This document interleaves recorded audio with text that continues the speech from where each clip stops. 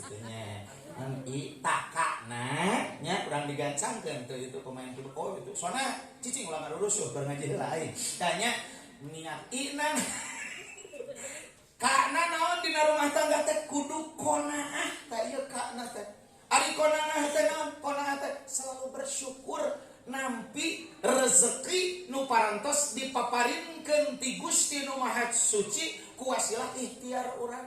Yakin rek gede sing barokah, rek leutik oge sing barokah. Cekolot mah sing resep neundeun miraweui. Malapunten neh. Saur kolot sanajan salaki urang jutawan, sanajan salaki urang usahana lancar, sanajan salaki urang direktur, gelarna S1, S2, S3, S4, S5, S6, S7, nepi ka nyeri beuteung ngadaharan S. Pokona mah duitna saking kuloba ngitungna ge geus lain ku ciduh deui make naon sakopnya.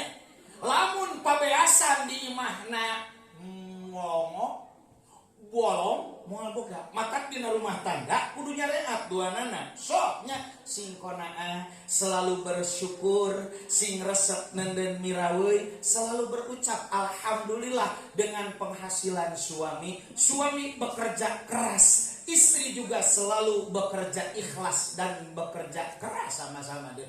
Tanya mata qanaah alhamdulillah dijejehkeun nya.